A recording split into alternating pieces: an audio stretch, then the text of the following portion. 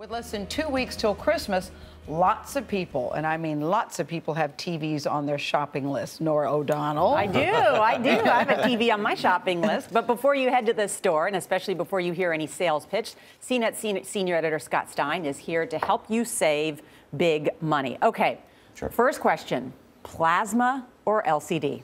Right, so LCD covers a variety of technologies. You have the cheap LCDs that you can get in stores for maybe $300, use a different type of backlighting than the ones at the high end, using LED backlighting. They call them LED TVs. So they range between picture quality that's not that great to stuff that's actually really good. And plasmas, that technology has been out there for a while.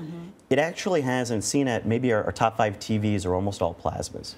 The picture quality, in terms of the darkest blacks, is usually the best because of the way that plasma works. But it's an older technology. You can usually get a pretty good bang for the buck, though, in those bigger sizes. But I don't know what you just said, though, Scott. Yeah. So Okay. which has a better answer? picture quality? Plasma. Okay, plasma. Okay. But we like plasma for that. Okay. Which one's thinner? Well, they're getting thinner and thinner. They're really pretty neck and neck at this point. So, but if you will see in stores, usually what they would call LED TVs or LED backlit LCDs is what they're known as.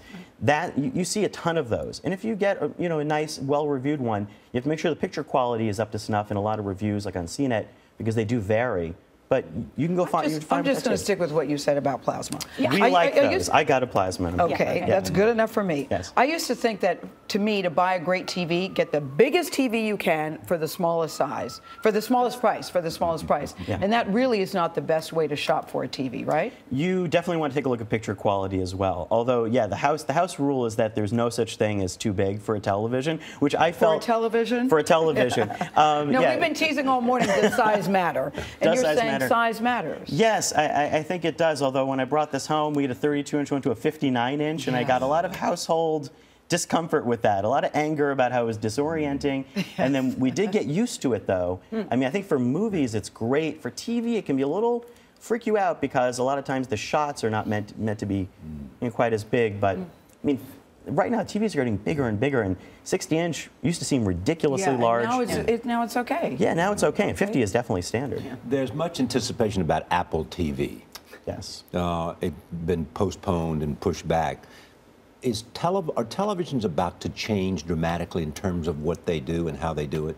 They might. I think in terms of the services and the interface, we don't know what's going to happen with Apple and the Apple TV, or what exactly will come down the pike. But I'd say the best bet is that treat your TV like a big monitor. Treat it like a big display.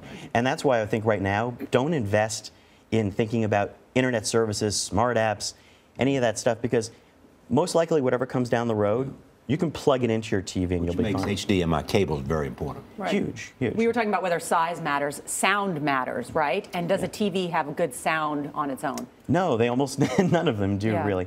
And they don't really invest in that. They throw it in because if your TV didn't have speakers, you'd be very upset. Most people would be upset. And I listen through speakers on my own TV, which is kind of a horrible thing to admit. As a CNET editor, we use a lot of home theater systems. But you can buy $150, gets you great speakers now.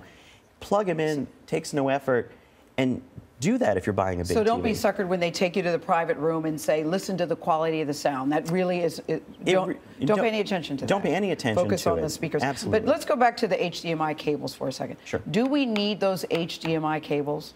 You need them because they plug into everything.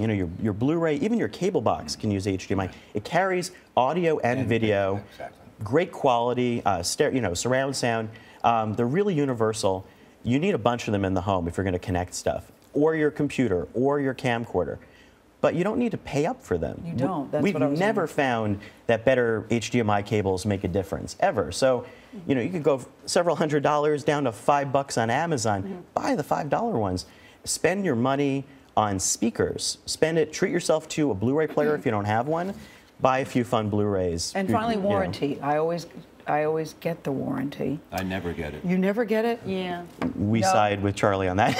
I think everyone sides with Charlie, Scott. Yes. Well, everyone does. You are dismissed now. I'm sorry. Thank you so much for coming. Tip the waiter.